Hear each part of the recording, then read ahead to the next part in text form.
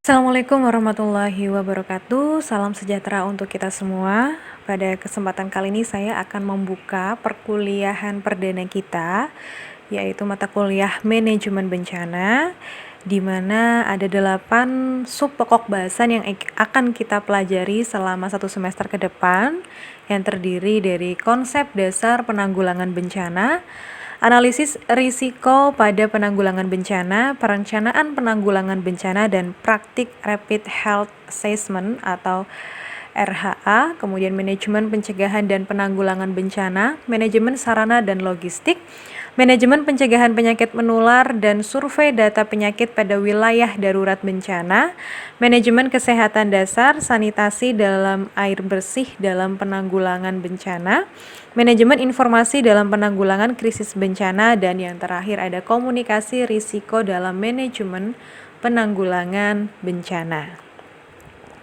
Ya, kita akan langsung masuk ke pokok bahasan yang pertama tentang konsep dasar penanggulangan bencana, di mana di pokok bahasan ini akan ada 2 yang dibahas, yaitu tentang pengertian bencana dan jenis ancaman bencana. Baik, sebelum kita masuk ke pengertian, apakah semua yang tampil di gambar ini yang ada di layar ini merupakan sebuah bencana? Ya, kita bisa mendeskripsikannya satu persatu. Ini mungkin kondisinya adalah sebuah peristiwa banjir gitu ya. Kemudian ini ada kebakaran hutan, kemudian ini ada gempa bumi, dan yang ini ada peristiwa kecelakaan. Apakah keempat gambar ini merupakan peristiwa bencana? Nah, untuk lebih jelasnya kita akan mempelajari terkait pengertian bencana, atau sesuatu tuh dikatakan bencana itu apabila kondisinya seperti apa. Nah, di pengertian bencana ada 2 sumber ya. Yang pertama berasal dari UNIS-DR tahun 2000 yang menyatakan bahwa bencana adalah suatu gangguan serius terhadap keberfungsian masyarakat sehingga menyebabkan kerugian yang meluas pada kehidupan manusia dan segi materi, ekonomi, atau lingkungan. Jadi bencana itu terjadi apabila menyebabkan kerugian yang meluas dan dapat menyebabkan kerugian pada kehidupan manusia dari sisi materi, ekonomi, maupun lingkungan. Nah, kerugian ini adalah kerugian yang melampaui kemampuan masyarakat untuk mengatasinya. Ya, gangguan tersebut melampaui kemampuan masyarakat yang bersangkutan untuk mengatasi dengan menggunakan sumber daya mereka sendiri. Jadi apabila misalkan terjadi sebuah peristiwa banjir, kalau banjirnya itu masih sebatas misalkan semata kaki, apakah itu termasuk dalam kategori bencana? Kalau kita lihat dari definisi ini, kalau banjirnya masih dalam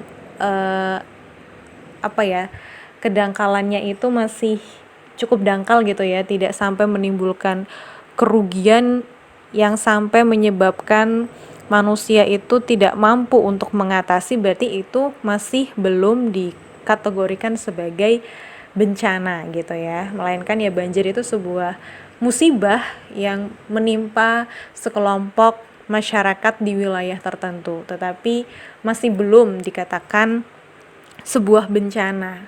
Tapi kalau misalkan banjirnya itu sampai ketinggiannya itu sampai misalkan 1 meter gitu ya, yang sampai bisa menenggelamkan anak-anak atau menenggelamkan misalkan orang-orang yang sudah renta gitu ya, lansia gitu ya, dan menimbulkan kerugian yang luas yang sampai masyarakat tidak mampu untuk mengatasinya, maka itu bisa dikategorikan sebagai bencana. Lanjut, menurut Undang-Undang Republik Undang-Undang Nomor 24 Tahun 2007 tentang Penanggulangan Bencana menyatakan bahwa bencana adalah peristiwa atau rangkaian peristiwa yang mengancam atau mengganggu kehidupan dan penghidupan masyarakat yang disebabkan baik oleh faktor alam, faktor non-alam maupun faktor manusia yang dapat mengakibatkan timbulnya korban jiwa, kerusakan lingkungan, kerugian harta benda, dan dampak psikologis gitu ya. Jadi kalau misalkan ya tadi, kalau contohnya peristiwa suatu kebanjiran tapi tidak sampai menimbulkan timbulnya korban jiwa, kemudian kerugian harta benda, ya mungkin ada beberapa harta benda yang tenggelam ya, tapi kalau ketinggiannya masih cukup dangkal, mungkin tidak yang sampai menimbulkan keparahan sekali, berarti itu masih belum kategori banjir gitu. Belum, masih dalam kategori bencana. Tapi kalau banjirnya itu cukup tinggi ya, ketinggiannya itu lebih dari dada orang dewasa yang bisa menimbulkan banyak kerugian baik harta maupun benda, kemudian juga menimbulkan dampak psikologis, kerusakan lingkungan gitu ya, bahkan sampai menimbulkan korban jiwa, itu bisa masuk kategori bencana. Baik, masih di pengertian bencana, maka tidak semua peristiwa yang mengancam itu disebut dengan bencana. Ya, peristiwa yang mengancam dikatakan hanya sebagai sebuah peristiwa jika tidak menimbulkan korban jiwa maupun kerusakan atau kerugian. Dalam konteks ini, peristiwa tersebut dapat dikatakan sebagai sebuah ancaman atau bahaya. Makanya tadi ketika banjirnya itu masih, ketinggiannya itu masih rendah gitu ya, yang masih misalkan baru semata kaki gitu ya, maka yaitu dikatakan hanya sebagai peristiwa saja, masih belum dikategorikan sebagai bencana karena belum menimbulkan dampak yang luar biasa gitu. Bencana terjadi jika ancaman atau bahaya ini bertemu dengan kerentanan. Nah, tadi peristiwa-peristiwa tadi seperti banjir yang baru semata kaki itu tuh termasuk dalam sebuah bahaya gitu ya. Kemudian contoh bahaya yang lain, misalkan ada Gunung Krakatau yang meletus gitu ya. Kalau Gunung Krakatau meletus di tengah laut tapi tidak sampai menimbulkan dampak yang sampai memicu terjadinya tsunami gitu ya, atau menimbulkan kerusakan, yaitu artinya hanya sebuah tanda bahaya gitu ya, yang istilahnya dia menghimbau, memberikan tanda agar masyarakat itu waspada dengan peristiwa-peristiwa tersebut seperti itu, tapi belum masuk dalam kategori bencana ya. Bencana itu apabila bahaya bertemu dengan kerentanan. Nah, ini ada apa sih definisi dari bahaya atau hazard? Hazard adalah fenomena alam yang luar biasa yang berpotensi merusak atau mengancam kehidupan manusia, kehilangan harta benda, kehilangan mata pencaharian, kerusakan lingkungan, misalnya seperti tanah longsor, banjir, gempa bumi, letusan gunung api, kebakaran, dan lain sebagainya. Jadi ini merupakan sebuah fenomena alam yang memiliki potensi untuk merusak dan mengancam kehidupan manusia. Ya, jadi memiliki potensi itu kan kemampuan, memiliki peluang untuk dapat mengancam, tapi belum tentu itu benar-benar bisa menimbulkan sebuah dampak gitu ya. Ini hanya potensi saja gitu. Sedangkan kerentanan atau vulnerability adalah keadaan atau kondisi yang dapat mengurangi kemampuan masyarakat untuk mempersiapkan diri untuk menghadapi bahaya atau ancaman bencana. Misalkan kondisinya itu masyarakat sedang tidur terlelap gitu ya, itu berarti masyarakatnya rentan karena di saat seperti itu mereka tidak memiliki kesiapan ya untuk menghadapi bencana, karena orang lagi tidur lelap tiba-tiba misalkan ada peristiwa gempa bumi atau banjir gitu ya, mereka belum siap untuk menyelamatkan diri misalkan, atau menyelamatkan harta bendanya gitu ya, misalkan seperti itu. Atau misalkan kerentanan itu juga terjadi pada para lansia gitu ya, karena lansia itu dengan fisiknya yang lemah, mereka juga kesusahan, memiliki keterbatasan untuk dapat mempersiapkan diri dalam menghadapi bahaya dan ancaman. Kemudian ada risiko. Risiko adalah kemungkinan dampak yang merugikan yang diakibatkan oleh hazard dan vulnerability. Jadi ini adalah dampaknya ya, dampaknya itu bisa terjadi korban jiwa ya. Kemudian ada kerusakan sarana prasarana ya, kemudian bisa menimbulkan kerugian secara ekonomi, material dan lain sebagainya. Itu merupakan risiko akibat terjadinya sebuah bencana. Berikutnya ada indeks risiko bencana ya, ada berupa gempa bumi, tsunami, letusan gunung api, gerakan tanah atau longsor, banjir bandang, kekeringan, cuaca ekstrim, gelombang ekstrim dan abrasi, kebakaran hutan dan lahan, epidemi dan wabah penyakit, dan yang terakhir ada gagal teknologi. Jadi peristiwa-peristiwa ini merupakan sebuah risiko dari bencana.